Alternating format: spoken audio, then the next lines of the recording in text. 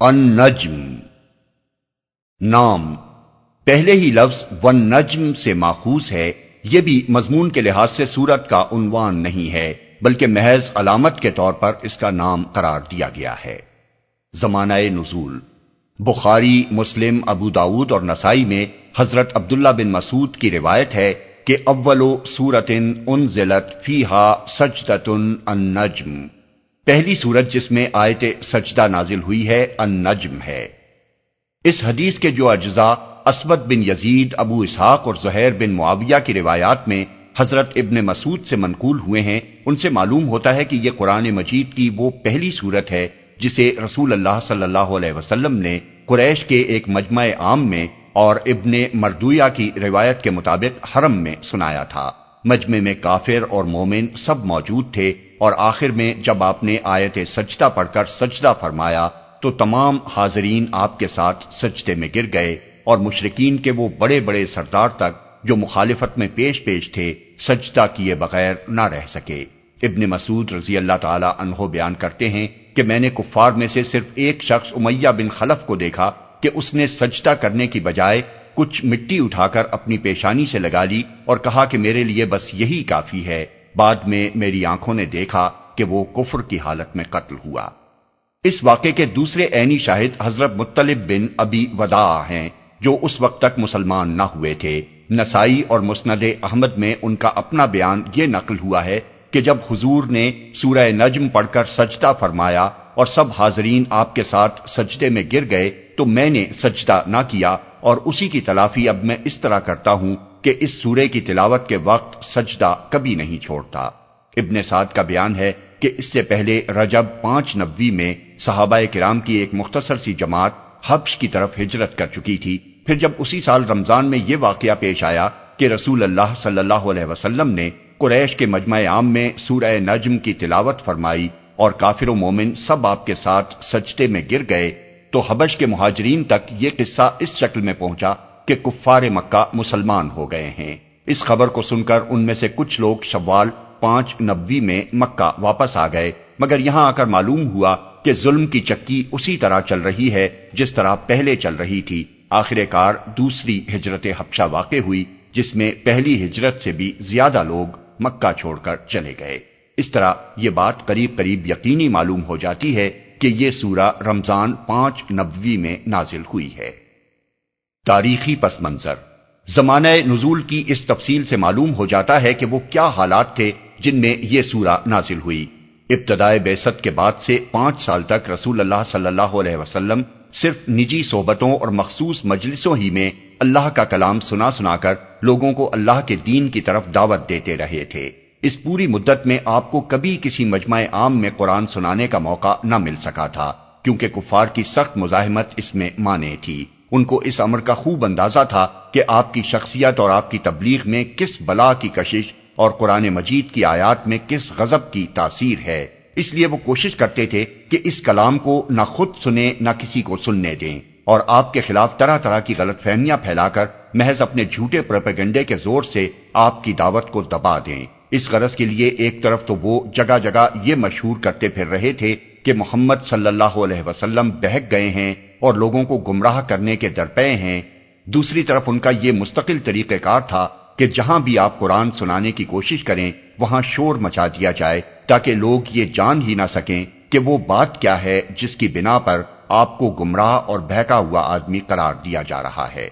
ان حالات میں ایک روز رسول اللہ صلی اللہ علیہ وسلم حرم پاک میں، جہاں قریش کے لوگوں کا ایک بڑا مجمع موجود تھا، یکایک تقریر کرنے کھڑے ہو گئے، اور اس وقت اللہ تعالیٰ کی طرف سے آپ کی زبان مبارک پر یہ خطبہ جاری ہوا جو سورہ نجم کی صورت میں ہمارے سامنے ہے۔ اس کلام کی شدت تاثیر کا حال یہ تھا کہ جب آپ نے اسے سنانا شروع کیا تو مخالفین کو اس پر شور مچانے کا ہوش ہی نہ رہا، اور خاتمے پر جب آپ نے سجدہ فرمایا تو وہ بھی سجدے میں گر گئے۔ بعد میں انہیں سخت پریشانی لاحق ہوئی کہ یہ ہم سے کیا کمزوری سرزد ہو گئی، اور لوگوں نے بھی انہیں اس پر متون کرنا شروع کیا کہ دوسروں کو تو یہ کلام سننے سے منع کرتے تھے، آج خود اسے نہ صرف کان لگا کر سنا بلکہ محمد صلی اللہ علیہ وسلم کے ساتھ سجدہ بھی کر گزرے۔ آخر کار انہوں نے یہ بات بنا کر اپنا پیچھا چھڑایا کہ صاحب ہمارے کانوں میں تو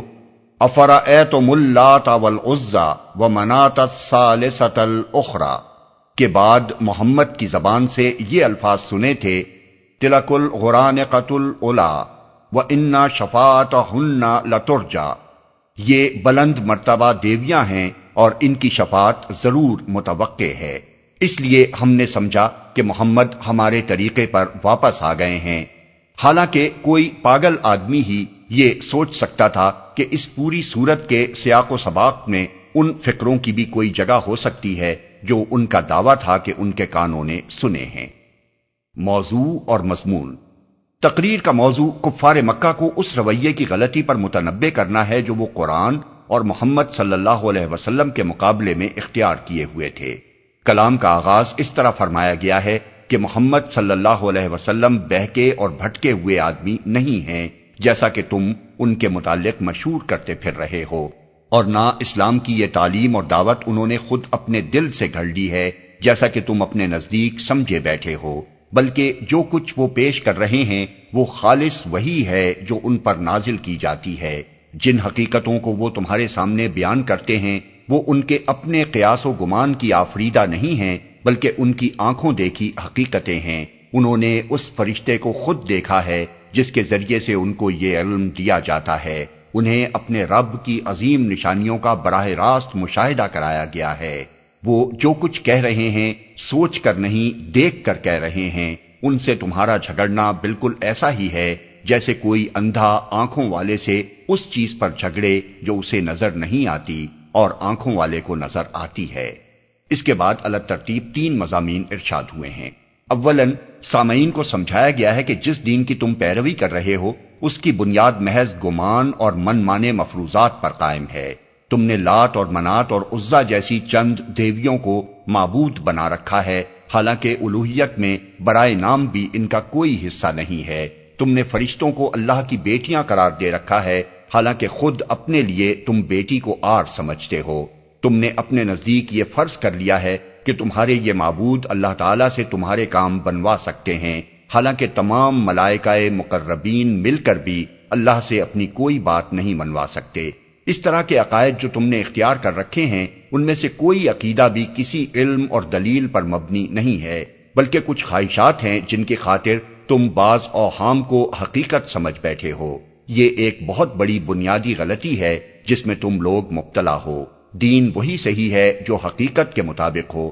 اور حقیقت لوگوں کی خواہشات کے تابع نہیں ہوا کرتی کہ جسے وہ حقیقت سمجھ بیٹھیں وہی حقیقت ہو جائے۔ اس سے مطابقت کے لیے قیاس و گمان کام نہیں دیتا، بلکہ اس کے لیے علم درکار ہے۔ وہ علم تمہارے سامنے پیش کیا جاتا ہے تو تم اس سے منہ موڑتے ہو اور الٹا اس شخص کو گمراہ ٹھہراتے ہو جو تمہیں صحیح بات بتا رہا ہے۔ اس غلطی میں تمہارے مبتلا ہونے کی اصل وجہ یہ ہے کہ تمہیں آخرت کی کوئی فکر نہیں ہے، بس دنیا ہی تمہاری مطلوب بنی ہوئی ہے۔ اس لیے نہ تمہیں علم حقیقت کی کوئی طلب ہے، نہ اس بات کی کوئی پرواہ کہ جن عقائد کی تم پیروی کر رہے ہو وہ حق کے مطابق ہیں یا نہیں۔ ثانیاً لوگوں کو یہ بتایا گیا ہے کہ اللہ ہی ساری کائنات کا مالک و مختار ہے۔ راست رو وہ ہے جو اس کے راستے پر ہو، اور گمراہ وہ جو اس کی راہ سے ہٹا ہوا ہو۔ گمراہ کی گمراہی اور راست رو کی راست روی اس سے چھپی ہوئی نہیں ہے۔ ہر ایک کے عمل کو وہ جانتا ہے، اور اس کے ہاں لازماً برائی کا بدلہ برا اور بھلائی کا بدلہ بھلا مل کر رہنا ہے۔ اصل فیصلہ اس پر نہیں ہونا کہ تم اپنے ذام میں اپنے آپ کو کیا سمجھتے ہو اور اپنی زبان سے اپنی پاکیزگی کے کتنے لمبے چوڑے دعوے کرتے ہو، بلکہ فیصلہ اس پر ہونا ہے کہ خدا کے علم میں تم متقی ہو یا نہیں۔ اگر تم بڑے بڑے گناہوں سے اجتناب کرو تو اس کی رحمت اتنی وسیع ہے کہ چھوٹے چھوٹے قصوروں سے وہ درگزر فرمائے گا۔ ثالثاً دین حق کے وہ چند بنیادی امور لوگوں کے سامنے پیش کیے گئے ہیں جو قرآن مجید کے نزول سے 100 برس پہلے حضرت ابراہیم اور حضرت موسیٰ کے صحیفوں میں بیان ہو چکے تھے، تاکہ لوگ اس غلط فہمی میں نہ رہیں کہ محمد صلی اللہ علیہ وسلم کوئی نیا اور نرالا دین لے آئے ہیں، بلکہ ان کو معلوم ہو جائے کہ یہ وہ اصولی حقائق ہیں جو ہمیشہ سے خدا کے نبی بیان کرتے چلے آئے ہیں۔ اس کے ساتھ انہی صحیفوں سے یہ بات بھی نقل کر دی گئی ہے کہ عاد اور سمود اور قوم نوح اور قوم لوط کی تباہی اتفاقی حوادث کا نتیجہ نہ تھی، بلکہ اللہ تعالیٰ نے اسی ظلم و طغیان کی پاداش میں ان کو ہلاک کیا تھا جس سے باز آنے پر کفار مکہ کسی طرح آمادہ نہیں ہو رہے ہیں۔